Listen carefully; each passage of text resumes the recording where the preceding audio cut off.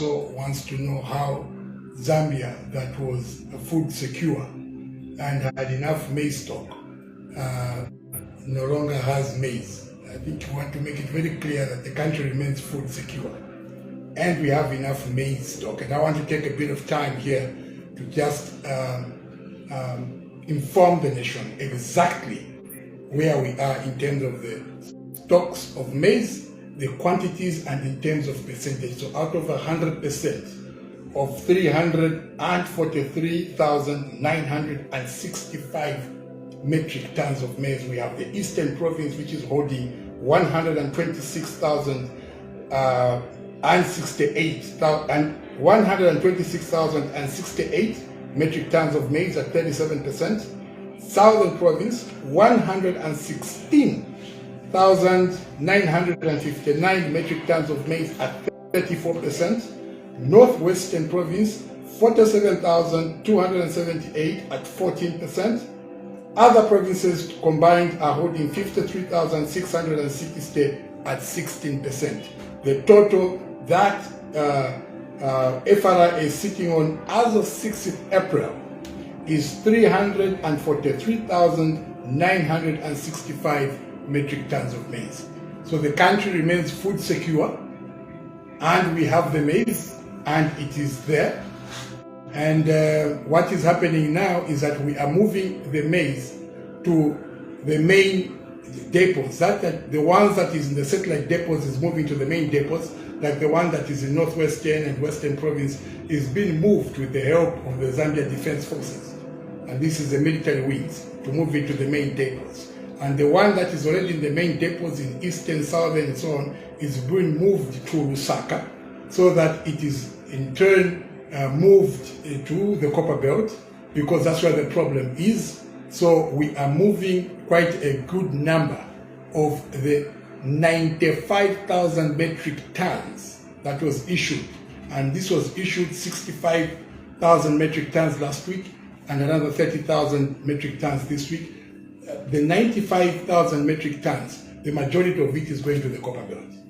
And the ones that it is in the Eastern, Southern, and so on is being brought into Lusaka, and various transporters have been engaged, including the Zambia Railways, to move the maize into Lusaka to make it easier to distribute to the millers out there. So the country is not only food secure, but the maize is still there with us and in our hands as a government.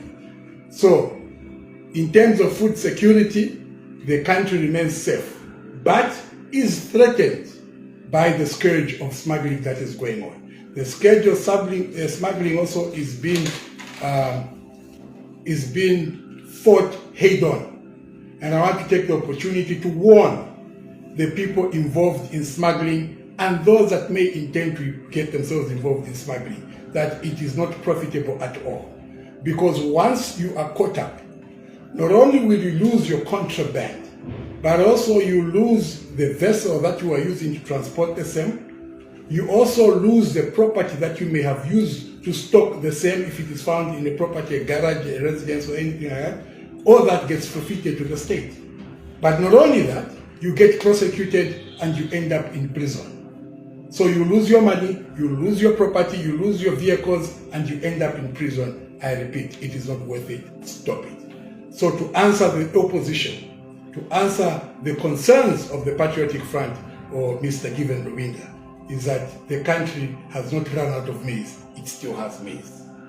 So there is clearly from the above, it is therefore noted that there is no need to put in place a commission of inquiry, because what is exacerbating the shortage of meal on the market is as a result of the illegal smuggling of the commodity, because then greedy and unscrupulous people who are masquerading as business people are buying off the meal on the market with a view to try and smuggle it. But you have seen we are hammering the smugglers, and therefore we do expect that this idea of wanting to smuggle will reduce. But the appetite of the commodity or meal outside there in the neighboring markets will remain high. To avert that, the government has also allowed that the private sector should be able to bring in milk from whichever country they can bring it in from, duty-free, and they can in turn export it. So they import it to export it. This SI number 10 of 2023 signed yesterday is meant to encourage our traders to be able to bring in milk and export it. So it is mainly meant for the encouragement of our traders to continue to satisfy the yawning market of milk out there. But instead of smuggling our own milk, we have encouraged them to bring in milk from any other country and take it to any market that they want, but they must seek their permits from the government. They must seek their permits from the Ministry of Agriculture, the Ministry of Health.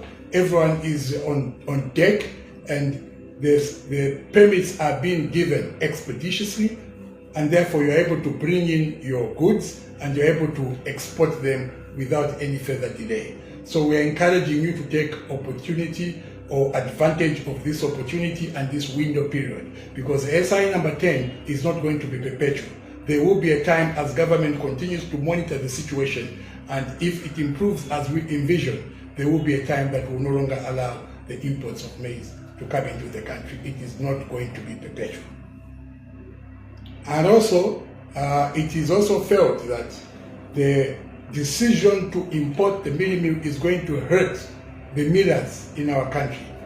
Far from the truth. The millers will continue to mill. The problem that the millers in our country have had is that they've not been able to access the milk from FRA. And this is what we are making sure that we bring in the maize so that they are able to access the maize from FRA and continue to mill so that they are able to satisfy the local market. But also, it is important for them to know, the opposition, that even these decisions and measures that we're employing as government are as a result of consultative meetings that include also millers as part of the consultative processes, and they are aware of why we ended up with Special Instrument number 10, and they're in full support, and they know exactly what is going on, and therefore they see that there is no problem, and it is not meant to harm them, but actually it is meant to assist so that we quickly move out of this seasonal period or seasonal problem. We are also being told that this is the first time this is happening in the country, and therefore we must ensure that a commission of inquiry is instituted. It's not the first time. They had this problem even in their time. They didn't institute a commission of inquiry. And the only thing that is the first time right now is the fact that we have handled this situation and problem differently from how they handled it. For them, we saw provincial ministers going in supermarkets, beating up people and so on, and closing the borders. We won't close the borders, we won't beat up anybody, but what we do is we employ measures that at the end of the day will ensure that our Zambians, especially those that do business legally, continue to do the business and profit, while we avert the situation of hitting a critical shortage or getting into a crisis in the country. So yes, they are seeing this for the first time, because this is the first time a government has been able to handle this crisis with this kind of attention. This is exactly what we faced when we were in trouble with load shedding. This is exactly what we faced. But even that was envisioned to be a problem that would take us months on end. But within days it was sorted out. I can assure the nation that even this smuggling, this shortage, artificial shortage of milk on the market, within days to within weeks, it will be sorted out and will revert to normalcy.